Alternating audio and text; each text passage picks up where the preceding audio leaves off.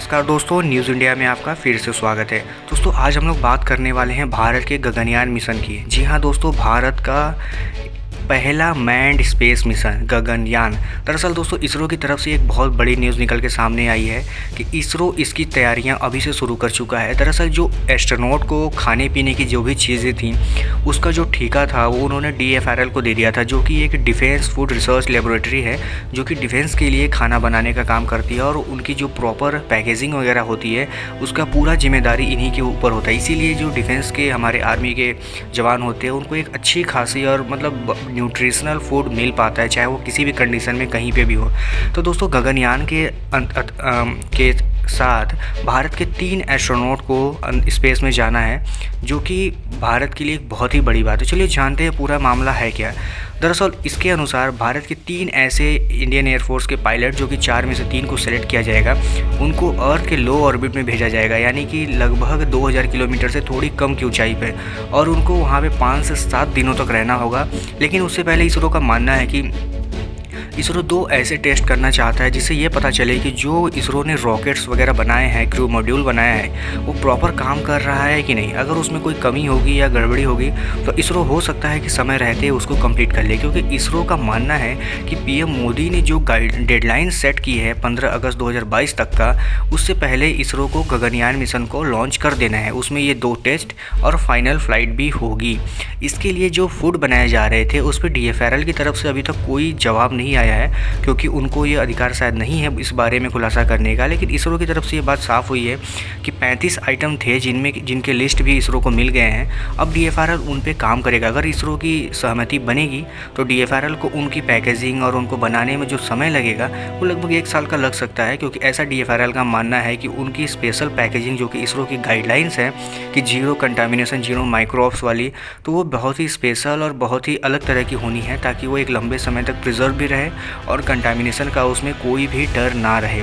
तो दोस्तों इसके लिए इंडियन एयरफोर्स के 4 पायलट को सेलेक्ट किया गया है, जिनकी ट्रेनिंग भी शुरू हो गई है, और ये training Yuri Gagarin training centre जो कि एक रसिया में है वहाँ पे चल रही है। माना जा रहा है कि इसी साल मार्च महीने में वो लोग वापस आएंगे। उसके बाद इसके जो आगे की उनकी ट्रेनिंग ख़त्म हो जाएगी और आगे की जो प्रोसेस होंगे वो शुरू हो जाएगा। दरअसल दोस्तों इसके लिए DFRL की तरफ से जो लिस्ट दी गई थी वो उसमें कुछ आइटम्स ऐसे थे जैसे कि एग रोल हुआ, वेज रोल हुआ, इडली, मूंग दाल हलवा, वेजिटेबल पुलाव, चिकन बिरयानी, दाल मखनी, शाही पनीर एक्सेट्रा, और जूस और टी भी हैं। और इसके लिए उनको बहुत ही स्पेशल प्रकार की सुविधा दी जाएगी जिससे कि फूड ख़राब भी ना हो, और एस्ट्रोनॉट को इतनी सुविधा हो गई कि वो स्पेस में भी इन सब चीज़ों को जब चाहे गर्म या ठंडा कर सकते हैं। उसके लिए उन्हें इसरो की तरफ से बाकायदा वार्मर भी दिया जाएगा। अब दोस्तों आपको बता दें कि जैसा कि 0 माइक्रोब्स और 0 कंटामिनेशन का जो लेवल है वो दरअसल इसीलिए सेट किया गया है क्योंकि इससे पहले भी किसी को अंदाज़ा नहीं है कि अंतरिक्ष में क्या हो सकता है और क्या नहीं हो सकता।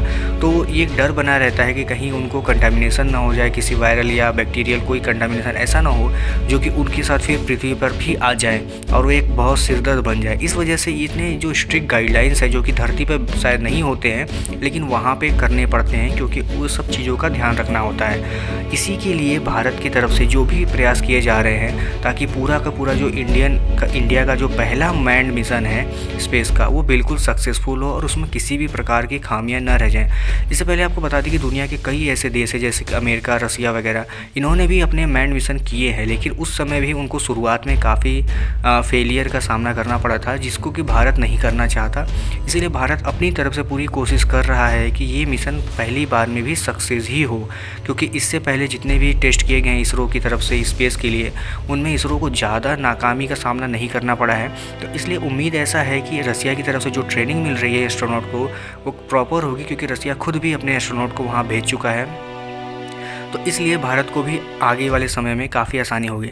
लेकिन आप सब जानते हैं कि कुछ समय पहले PM मोदी ने जो एक डेडलाइन सेट कर दी थी कि भारत 15 अगस्त 2022 तक अपना पहला स्पेस मैन्ड मिशन लॉन्च करेगा, तो अब उसी चीज़ की बात की इज्जत रखने के लिए इसरो को थोड़ा सा, चाहे वो जल्दी करे या कुछ भी करे, लेकिन उस समय तक करना है। अब आपको बता दें कि ये सब प्रोसेस जो हैं इतने आसान नहीं थे, लेकिन अब बात PM मोदी की है तो शायद इसरो को जल्दीबाजी में कुछ करना पड़ रहा है, क्योंकि कोरोना वायरस के कारण ये जो पेंडेमिक था इसमें सारे शेड्यूल उलट पुलट से गए थे। इस वजह से समय में थोड़ा बदलाव ये हो सकता है कि आगे चल के देखने को मिले। फिलहाल अभी तो प्लानिंग यही है। तो दोस्तों आपको इसरो और DFRL की तरफ से ये जो न्यूज़ आ रही है निकल के सामने, आपको कैसा लगा आप हमें ज़रूर कमेंट बॉक्स में बताइएगा।